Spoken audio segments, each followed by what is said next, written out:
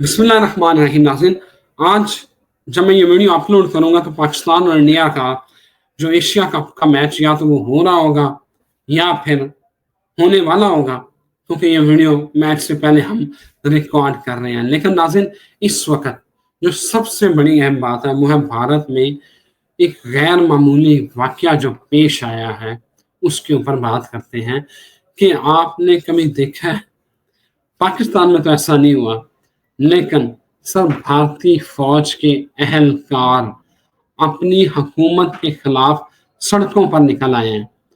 फौजियों ने मुकम्मल वर्दी में एहतजाज करते हुए खुलेआम हुकूमत को आम हड़ताल की धमकी दी है। उन्होंने कहा कि भाई, ना हमें तनख्वाहें मिल रही हैं, ना हमें बुनियादी सहूलतें मिल रही हैं, ना हमारी इंश्योरेंस है, हम शहीद हो जाते हैं तो हमारे घर वालों को कोई पूछता तक नहीं, और हमारी मांगें अगर पूरी ना हुई तो हम पूरे मुल्क में ये एहतजाज करेंगे।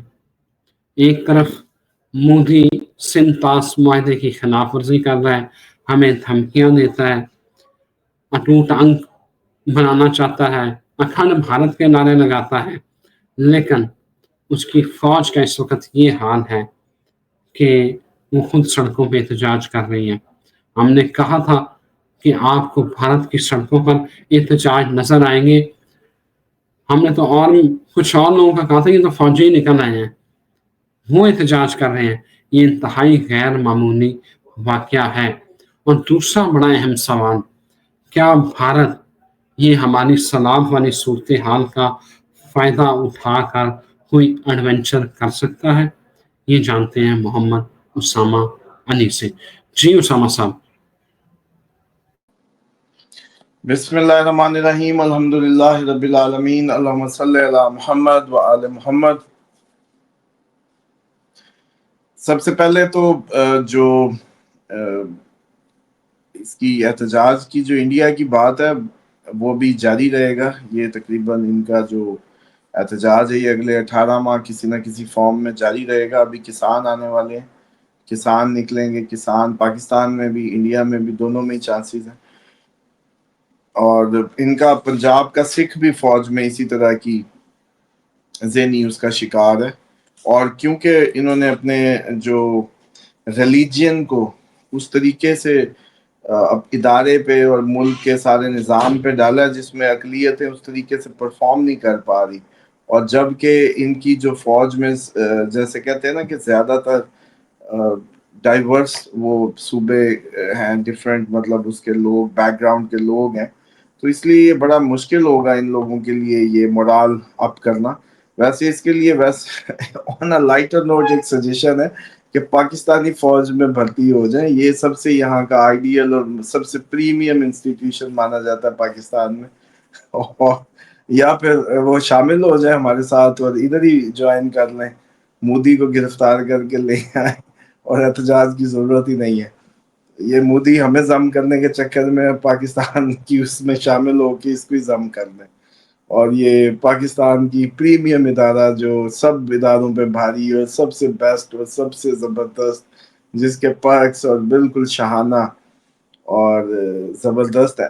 बेसिकली ये भी इनको प्रॉब्लम होगी डेफिनेटली, जिस दुश्मन से इनको लड़ाई करनी है या जिस दुश्मन से इनका सामना है वो फौजियों के भी दिमाग में आता होगा। उनके फौजियों की जो प्रोटोकॉल्स हैं और जो उनकी लाइफ स्टाइल्स हैं, तो वो कहते होंगे कि यार एक लकीर के इस पार फौजी धक्के खा रहा है, दूसरी साइड पे फौजी मजे कर रहा है, तो ये हमारे साथ क्या ये खुला तजाद नहीं। तो बहरहाल इंडियन उस पर बाकी हमदर्दी के काबिल हैं इस मामले में फौजी, क्योंकि वो देश के लिए जान देते हैं, देश के लिए सारी ज़िंदगी वो कर देते हैं, तो देश को भी उनके ज़िंदगी में भी और उनके जाने के बाद भी उनको एक अच्छा वो देना चाहिए, जिसको कहते हैं अपॉर्चुनिटी। और मुझे तो ये लगता है कि फिर ये देश की फौज का कोई इनका कोई, मुझे लगता है कि कोई ना वो हायरिंग प्रॉब्लम है शायद। ये हायर ही सही बंदे नहीं कर रहे, या इनकी हायरिंग टेक्निक में पता नहीं फौजी कैसे आ रहा है, समझ से बाहर है। वरना मंगल एक ही रूल करता है, मंगल ही معاذ ہی فوج میں لاتا ہے، معاذ ہی سپورٹس مین بناتا ہے، معاذ ہی بزنس مین بناتا ہے، معاذ ہی ریئل اسٹیٹ کا ٹائکون بناتا ہے.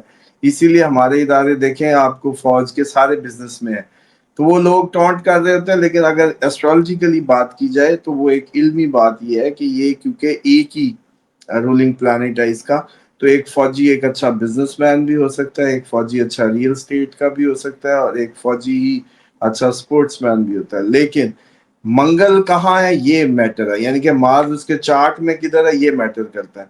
سپوز اگر اس کے کہیں ایسی جگہ پہ مارس آ گیا جہاں اس کو لڑ جھگڑ کی پیسہ مل رہا ہے، تو اب ایک مسئلہ ہے کہ فوجی جب بھی انڈیویجول بزنس کرے گا تو پیسہ پھنسا بیٹھے گا. پیسہ نہیں، پیسہ لڑ کے مل رہا ہے. مطلب فوجی یا ریٹائر ہو گیا بزنس کر رہا ہے مان لو، تو وہ سوچتا ہے کہ میں جو ہے شرافت سے ہی بزنس کروں گا، پیار سے، میٹھی زبان سے. لیکن اس کو یہ نہیں پتا کہ اس کے نصیب میں لڑ کے پیسہ کمانا ہے، اس کے نصیب میں لڑائی سے پیسہ آنا ہے. تو اب اس کو بزنس میں بھی ڈنڈے سوٹے چلا کے ریکوریاں کرنی پڑیں گی.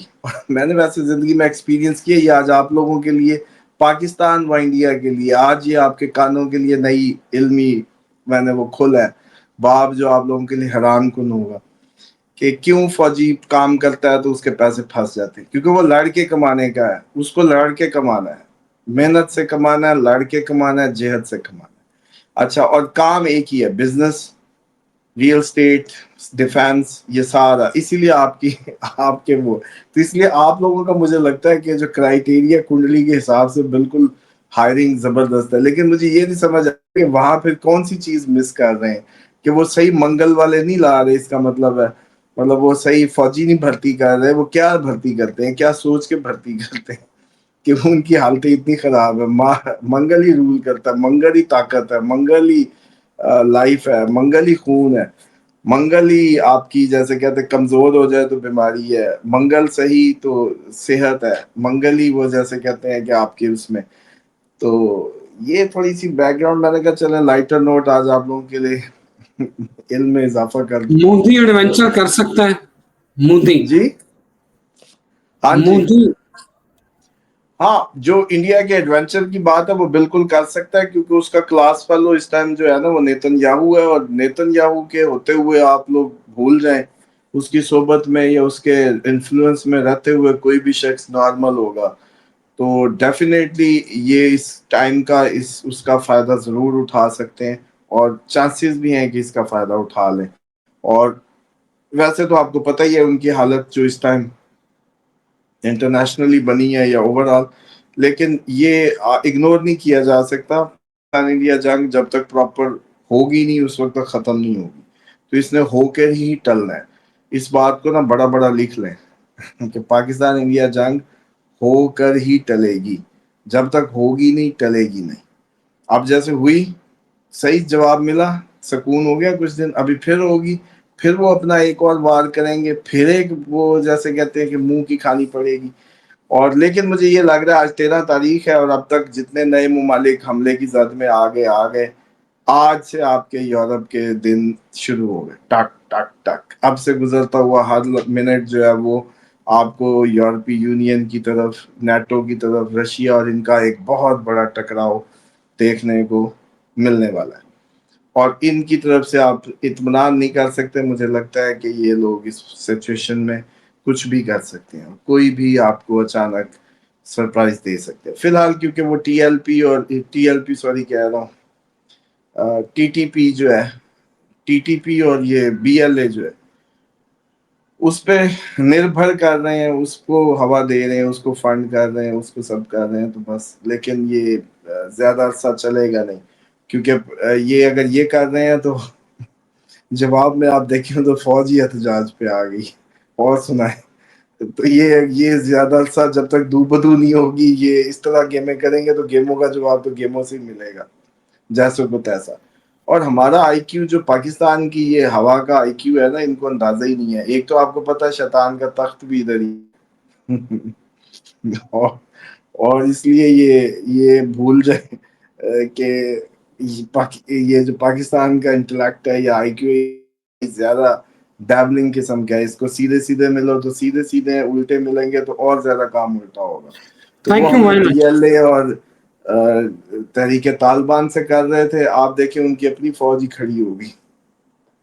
اور thank you very much Osama صاحب، بہت شکریہ آپ کے وقت کا. ناظرین اجازت دیں، امید ہے کہ پاک بھارت میچ ایک اچھا مقابلہ ہوگا، لیکن آپ یہ نہ پوچھیے گا کہ میچ کون جیتے گا، کیونکہ اس کے لیے آپ کو دونوں ملکوں کا ذائچہ، ہر کھلاڑی کا ذائچہ، اس کی ڈیٹ آف برتھ ایکوریٹ، پھر ان کے جو کوچز ہیں، ان کے ریفریز کے، یہ ایک لمبا پروسیجر ہے. میچ کے اوپر پریڈکشن کرنا کوئی آسان کام نہیں ہے، اور ایک بڑا محنت طلب کام ہے. اجازت دیں، پھر حاضر ہوتے ہیں. خدا حافظ.